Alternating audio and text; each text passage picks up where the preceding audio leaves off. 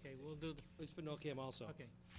Uh, Next item on our agenda is to meet with NORCAM and get our annual report, which is a requirement under the agreement we have with NORCAM.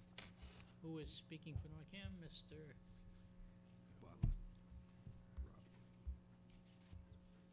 Hi, Rob. Hi, Rob. You limping, Rob? Yeah, actually, I was walking my dog last night and a woman ran the stop sign and clipped me, so. Oh, I no. caught it right in the knee, so. Oh, well, you just gotta grin and bear it, right? Yeah. Well, I'm glad you're still So- standing. Yeah, exactly, me too, and I'm At least glad there was my no dog snow got on it. the sidewalk. I'm sorry to hear that, but it could have been like that poor woman that got ran over twice by that other guy Right?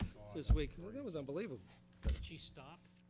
No, No? she just drove away, like, yeah, the nerve of some people. Oh, my. Yeah, hey, you know, I'm glad I'm still here, I'm glad I'm still vertical, you know? Okay. Do you guys have a copy of Yes, everything? we do. All right. Kind of like the new iPad format, by the way. It's kind of nice to just give you guys a PDF, and there it nice. is.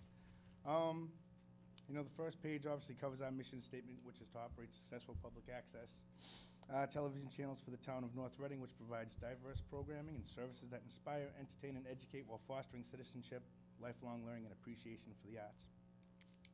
For everyone's convenience, I've listed who's on our board of directors and our staff. This year, we have two new staff people, which would be Phil Healy, who's actually operating the cameras. Kathleen McKendry is our government access coordinator. She couldn't join us tonight. Christopher McNeil's our production assistant. He was originally just a freelancer for us. And William Neems is our webmaster. So, they don't have a report. In 2010, we set the following goals for 2011, which was to generate more local programming, to have regular studio productions, to increase our membership levels, purchase new equipment and transition to a tapeless environment, partner directly with both our cable providers to finally resolve issues inherent to both cable systems, relaunch our website with a higher degree of functionality and interactivity, and increase our online presence through social media. We'd also set up a 3 to 5 year capital plan that was to continue to develop our membership base, to replace and revamp equipment used to televise coverage of the Board of Selectmen and school committee meetings, partner with the technical services department of our local cable providers and continue to repair and upgrade the cable system within the town of North Reading, to acquire a third channel from both cable providers, allowing complete PEG, public educational and government access service to the town of North Reading, upgrade the NORCAM facility equipment, explore high definition and streaming media methods of on-air signals, and implement these new technologies. And we firmly believe that we've met these goals and are on track to completing a variety of long-term goals that we have set for NORCAM in the future. Brief section on funding. In 2011, NORCAM received a total of $24,451.37 from cable franchise fees provided from both Verizon and Comcast, with the division being about $124,734.40 from Comcast and $118,716.97 from Verizon. So it's almost an even split. Our operating budget takes no direct funding from either the town of North Reading nor the taxpayers. Since our inception, we've accumulated approximately $343,036.96 in our savings account. This money is earmarked for the following purposes. Basically, you can see it's basically divided into thirds. INET-related expenses, facility development and future growth, and then capital equipment fund. The savings is generated from capital startup grants from both cable providers, surpluses from previous budgets, and interest gained from our savings. This money we saved is put towards future growth of our organization and our facility, as well as for the benefit of the system-wide cable connectivity within the town of North Reading. Regarding programming, NORCAM had an increase in first-run programming in 2011. First-run programming represents the first time a program is cablecast on television and does not count subsequent replays of that program, more commonly known as reruns. This year we had 139 new local programs with 186.5 first-run hours. We had 381 new import programs, in other words, programming that comes from outside sources, whether it's the state, other access facilities, or wherever. And that came out to about 270.5 first-run hours. Our amount of local programming has increased from about a fifth to about a third of all local programming being cablecast on NORCAM. Local programming consists of not only municipal meetings, but local sports, concerts, ceremonies, lectures, presentations, and other town-wide related events. Regarding membership, in 2010, we had 45 new or renewing members. In 2011, we increased that number to 77 new or renewing members. So we're retaining our current membership and getting more than 50% new members this year. We have a ratio of about 2 to 1 for youth members to adults.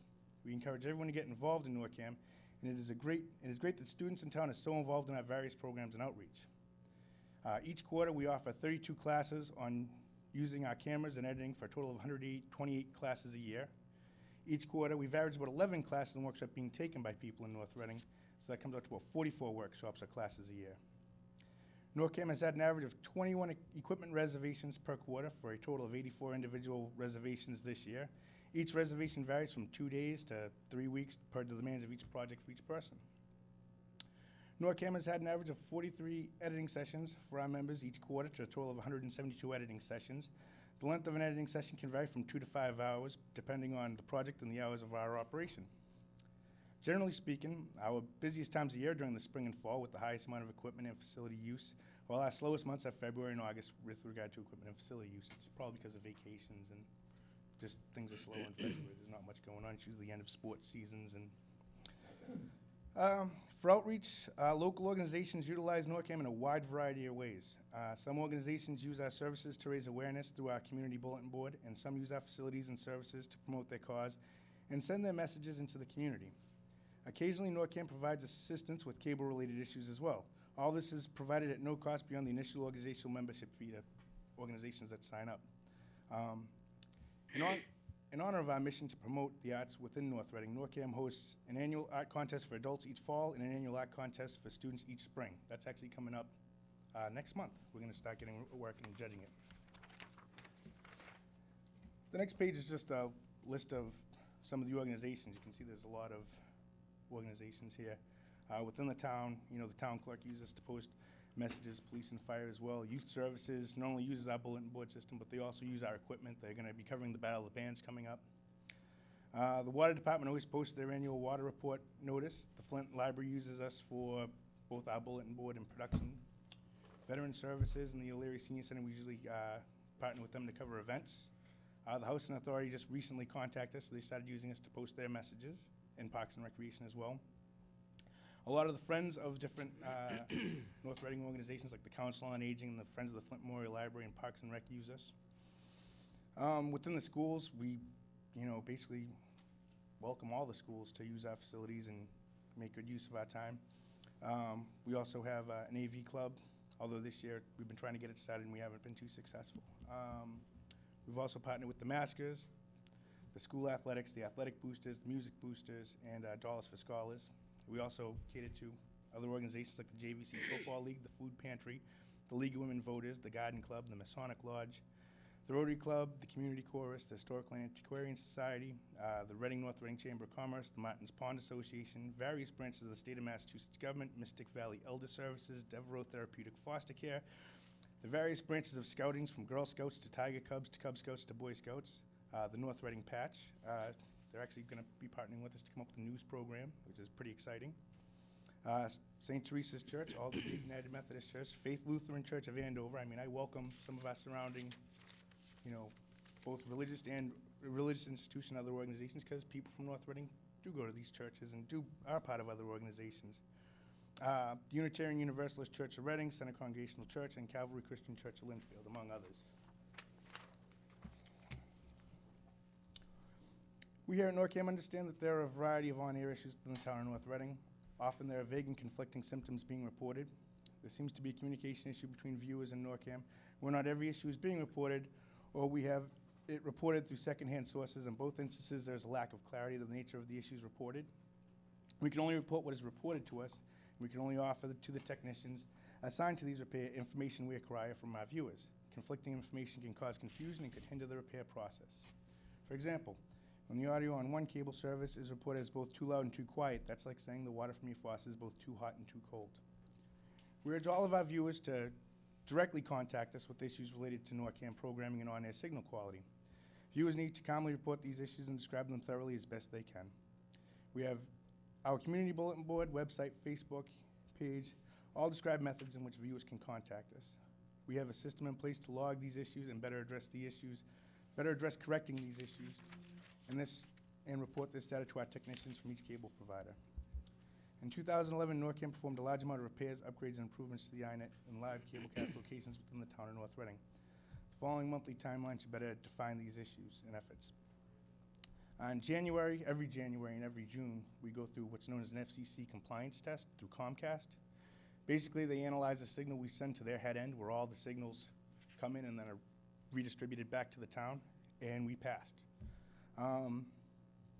These are the national broadcasting standards as defined by the federal government. I mean, it's the FCC. In January, we did report an outage on Channel 22, and it was determined to be a head-end issue with no further report. Usually, I don't even get a call back saying what was the cause if it was something generated on their end from either provider. I don't know why. It's their prerogative, I guess, but we had lost the cable service to the North Reading Middle School, and that was determined to be caused by a student tampering with the wire in the library, actually. He had unscrewed it from the wall, and it cut most of the signal in the building. It's just how the building was wired years ago, and just that socket's right there. In February 2011, we had an audio mixer failure here in Town Hall. We sent it out for repairs. I initiated discussions regarding the RF cabling from the Town Hall facility. Initiated a search for new equipment for Town Hall Room 14 and purchased all new audio equipment for Town Hall Room 14. In March, we installed new audio equipment and cabling within Town Hall Room 14. We experienced a frozen video issue on Comcast Channel 10, and after numerous calls to the Comcast Workforce Division, this issue was corrected with no further explanation. It was literally just the screen was frozen. You could hear all the audio subsequently coming through. The picture was frozen, yet no reason was given. Tested and replaced cabling and attenuators that supplies and manages the on-air signals from Comcast equipment to the Verizon equipment at the INET hub. And though I'm not directly authorized to do this repair, I was under the remote guidance of technical service departments from both providers. Basically, that wiring there is a good 20 years old. It was just the attenuators, which actually sort of limit the signal, though, again, all very old. There's electrolytic oil, I guess is the best way to describe it. You know, eventually that breaks down over time, and then the attenuators are no good. So all that had to get replaced. They couldn't send someone, so I just basically sat there on my cell phone and just got coached through it, just to make sure that they knew I was doing the right thing and we're all on the same page. So if they come back for future visits, they can say, oh yeah, this is all new wiring. So in April, I created a DVD. You gentlemen all received a copy back then. That illustrated the technical issues that we have been experiencing here in North Reading, and sent these to our franchise representatives. Jeff was actually really helpful with that because he had a bunch of his issues that he recorded off his DVR, it really helped. In May, Comcast and Verizon sent teams of technicians to address the issues I reported. Cabling was replaced, equipment was tested and calibrated to their system standards, and then 2 issues could not be traced, but NORCAM equipment was determined not to be the cause. Again, in June 2011, we passed our semi-annual FCC compliance test performed by Comcast. Received a quote for the new town hall camera systems and related engineering services. And I reported some flickering lines on Channel 10. The issue was determined not to be caused by equipment once again, and once again there was no explanation. In July, we experienced the same flickering with no explanation, but it was repaired. The cable box here in room 14 had malfunctioned, so I got us a new one. I also was able to acquire 1,000 feet of RJ11 cabling to rewire Town Hall. That was at no cost to the town.